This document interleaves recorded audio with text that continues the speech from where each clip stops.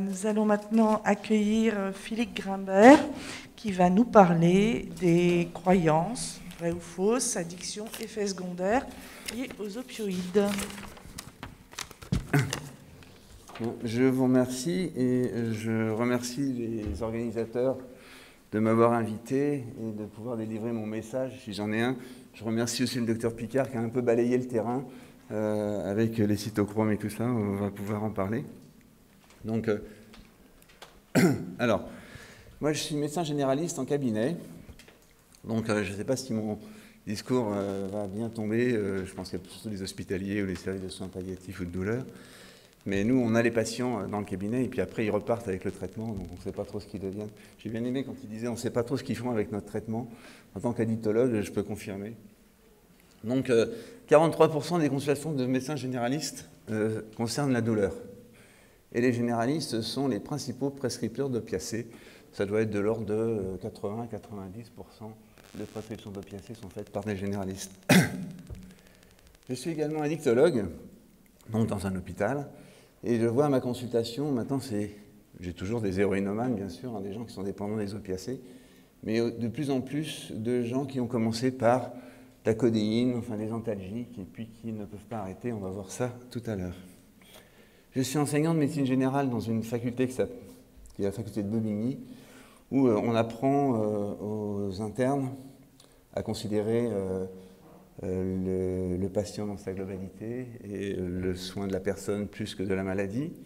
Et on travaille avec des patients enseignants, c'est-à-dire que ce sont les patients qui enseignent aux étudiants en médecine.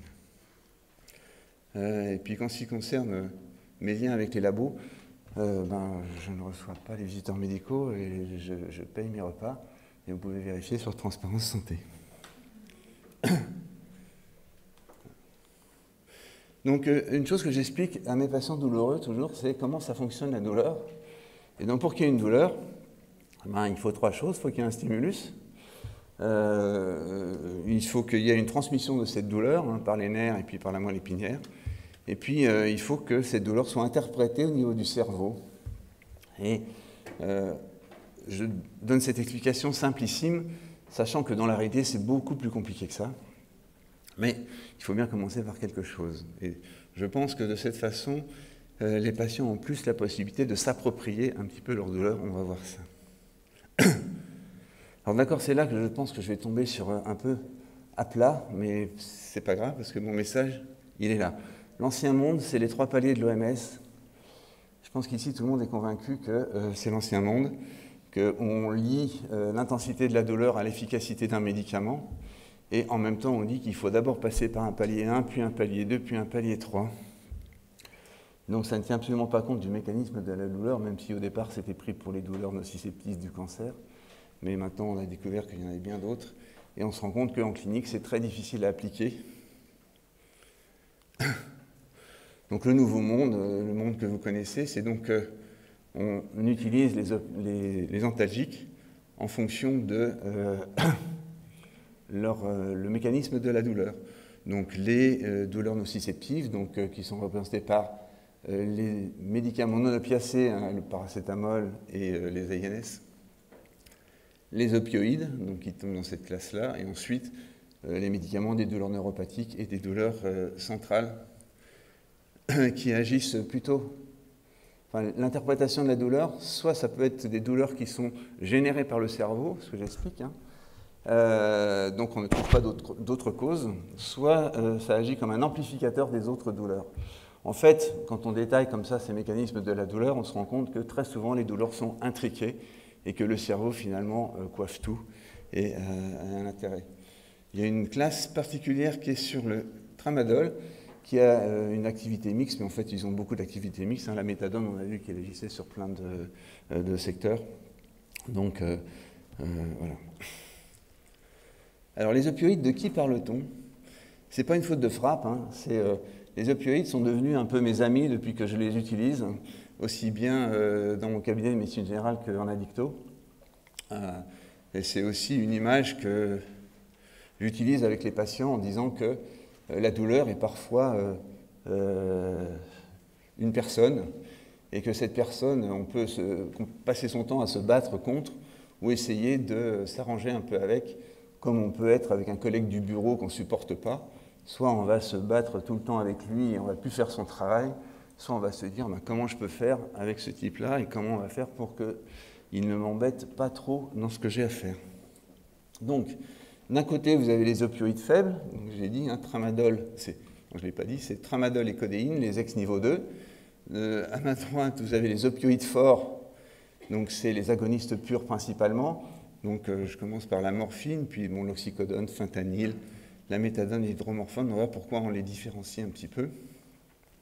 Au milieu, il y a donc une classe qui est les agonistes-antagonistes, donc qui sont des opioïdes forts quand même, mais avec un effet plafond, comme on décrit, et qui pourrait être susceptible de faire moins de risque d'overdose.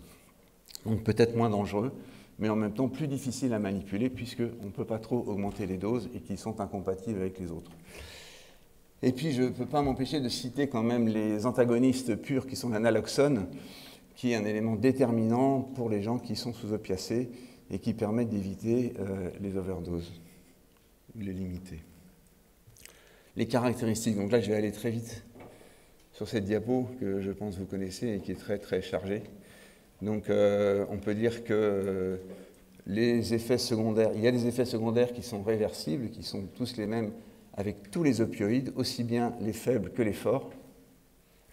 Et il y a donc le myosis qui permet de voir si les gens sont sous opiacés ou pas, ça c'est un truc d'addictologue. Donc l'effet euphorisant, le syndrome de manque, je mets possible quand on arrête brutalement. Je dis possible parce qu'il y a des gens qui arrêtent brutalement les opiacés, enfin la morphine, et qui n'ont pas de syndrome de manque. Donc on pourra y revenir, je répondrai à vos questions si vous voulez. Donc les deux problèmes principaux, et qui font peur à tout le monde, avec les opioïdes et les opiacés, c'est l'addiction, bien sûr, et la mort par overdose. Alors, sur le risque d'addiction, je dirais que le principal risque est de ne pas s'en méfier. C'est-à-dire que lorsqu'on est en face d'un toxicomane, d'un ancien toxicomane, on dit toujours il faut faire attention. En fait, ils font déjà attention eux-mêmes. On n'a pas trop besoin de faire attention avec les toxicomanes par rapport à ça. Et je reviendrai sur le traitement de la douleur chez les toxicomanes, mais peut-être que je vais d'abord terminer ma présentation.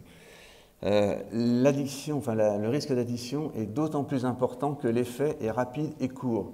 C'est pour ça que les fentanyls sous-muqueux sont très dangereux par rapport à ça, et que effectivement aussi les formes injectables donnent plus facilement des problèmes d'addiction. Bon, il est lié à l'état d'euphorie, bien sûr, par rapport à l'état antalgique, je vais vous montrer comment. Et effectivement, le patient et son contexte. Par exemple, des patients toxicomanes qui veulent oublier leur passé de toxicomane peuvent être réveillés par simplement un comprimé d'afalgan codéiné, par exemple, où on ne leur a pas dit qu'il y avait de la codéine dedans, alors qu'ils savent très bien qu'ils ne doivent pas en prendre. Le mécanisme de l'addiction, voilà, c'est simple. Le patient a une douleur au genou, une douleur quelconque, un médecin lui donne très facilement un opiacé faible, du tramadol par exemple, et puis le patient se dit mais j'ai plus mal, mais en même temps je me sens super bien avec ce médicament. Et donc une fois que la douleur, il continue de le prendre, et une fois que la douleur est passée, il a envie de se sentir à nouveau bien avec ce médicament, donc il demande à son médecin ouais, c'est passé, mais je crains, j'ai encore un petit truc. Donc, il en redemande et le médecin ne se méfie pas et lui donne très facilement une deuxième ordonnance. Et au bout d'un certain temps, l'effet est plus aussi important. Et donc, il faut monter les doses et il faut passer à 2 comprimés, et puis 3, et puis 4. Et on arrive comme ça à des doses qui sont au-delà de l'AMM. Et un jour, il y a un médecin ou un organisme, la Sécu, qui dit « Vous ne pouvez plus en prendre tant que ça ». On a vu ça en 2017 quand la codéine est passée sur ordonnance. Tous les gens qui sont sortis du bois, qui prenaient 1 à 2 boîtes de codéine régulièrement et qui ne pouvaient plus l'avoir sans ordonnance, les médecins qui ne pouvaient plus leur donner les ordonnances parce qu'on ne peut pas prescrire 2 boîtes de codéine par jour. Et c'était bien sûr pendant les vacances, pendant les remplacements et pendant que les titulaires pharmaciens n'étaient pas là. Donc ça a été une belle joie. Donc à ce moment-là, on se rend compte qu'on ne peut plus se passer de ce médicament parce que la douleur réapparaît quand on ne l'a pas. Et là, le manque, il est bien sensible et le cycle est enclenché. Et si à ce moment-là, on ne traite plus la douleur, mais on traite une addiction. Enfin, bon, la mort par overdose, il faut en parler, hein, parce qu'il y en a encore quelques-unes. Entre parenthèses, le nombre de morts par overdose en France n'est pas très important par rapport aux autres pays, mais le premier médicament opiacé qui donne des morts par overdose, c'est le tramadol. Donc avec près de 50% de morts par overdose dues au tramadol, contre une vingtaine dues à la morphine ou à l'héroïne. Donc l'inconvénient, alors je parle d'association de malfaiteurs parce que c'est surtout quand ils sont associés aux médicaments que l'on peut avoir des cumuls d'effets nocifs, comme par exemple la dépression respiratoire principalement, puisque ça peut donner des désaturations. La principale cause de mort, c'est l'absence de secours. C'est-à-dire que, moi je parle dans mon milieu de l'addictologie, quand quelqu'un fait une overdose, on a peur de se faire prendre par la police ou par la justice, et donc on le dépose devant l'hôpital où on ne sait pas trop quoi faire. Or, il y a un traitement miraculeux pour sauver les overdoses, qui est l'analoxone, qui est disponible en pharmacie avec des kits prêts à l'emploi. Il y a eu une forme nasale aussi qui a été inventée mais pas mise en place parce qu'ils ne sont pas entendus sur le prix, je pense, enfin les histoires qui va peut-être réapparaître. Mais donc il y a un moyen, et je pense que toute personne sous opioïdes, disons plutôt les opioïdes forts, devrait disposer d'un kit de naloxone tout prêt, parce qu'on ne sait jamais ce qui peut arriver avec la méthadone, et je vous en donne la démonstration avec la diapo d'après. Donc le docteur Picard a parlé des cytochromes. Donc les cytochromes, c'est ce qui transforme un petit peu les molécules dans le corps, et il y a un cytochrome qui est le P450, qui est présent de façon très très différente chez les individus, c'est-à-dire qu'il y en a qui sont métaboliseurs rapides, avec un cytochrome très actif, et même parfois très actif, donc, ce qui fait qu'avec une même dose, et d'autres qui sont, qui n'ont pas de cytochrome P450, où il est très peu actif, et donc il ne transforme pas les médicaments. Et donc quand vous donnez une dose de codéine, par exemple, qui est transformée en morphine, si vous êtes sur un métaboliseur lent, eh bien, il ne va pas la transformer, donc il ne va pas y avoir d'effet antalgique, il va peut-être y avoir que des effets secondaires de la codéine. Et si c'est un métaboliseur rapide, voire très rapide, vous allez avoir une dose de morphine très importante et vous pouvez avoir une overdose dès la première prise avec de la codéine, surtout si elle est associée à des médicaments, puisqu'il y a des médicaments qui l'activent ou qui l'inhibent, ce fameux cytochrome. Donc voilà, en fait, on ne sait jamais à quelle classe appartient le patient, s'il est métaboliseur rapide ou lent. Enfin, c'est valable pour la méthadone, mais c'est valable aussi pour tous les opiacés. Et en fonction des médicaments qu'on utilise, un patient qui a été très bien avec une dose, si on lui redonne avec une autre dose, eh bien, il peut être soit en overdose, soit être inefficace. Donc la particularité de la morphine, et autour de l'hydromorphone, mais qui est beaucoup moins employée, c'est que la morphine n'est pas métabolisée par le P450, et donc on sait un peu mieux avec la morphine ce qu'on prescrit et comment le malade va réagir, et en tout cas il va réagir toujours à peu près de la même façon, contrairement aux autres. Alors, il faut que je vous parle aussi du patient, parce que les opiacés sont fabriqués par le corps lui-même, ça s'appelle les endorphines, et on met en évidence ça, on va en parler cet après-midi de l'hypnose et de la méditation, mais on a mis en évidence une inhibition de l'effet de l'hypnose et de la méditation par l'analoxone, c'est-à-dire que ça intervient bien par les endorphines qui sont fabriquées par le corps. Et donc, notre but de soignant, c'est de fabriquer au maximum la fabrication de ces endorphines qui n'ont pas d'effet secondaire et qui n'entraînent pas d'overdose. Il peut y avoir quand même une addiction chez les sportifs, par exemple, qui sont habitués à courir beaucoup, qui fabriquent des endorphines. Quand on leur coupe la possibilité de courir, s'ils se blessent, par exemple, on se rend compte qu'ils font des véritables syndromes de manque. Et souvent, ils deviennent addicts parce qu'ils recherchent des molécules pour avoir le même effet.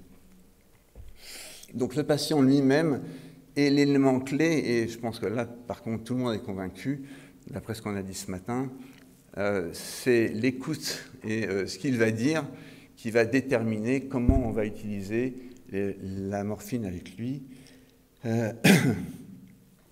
Donc, au-delà de la douleur et des échelles d'évaluation de la douleur, il faut évaluer aussi le contexte émotionnel, social et tout ça.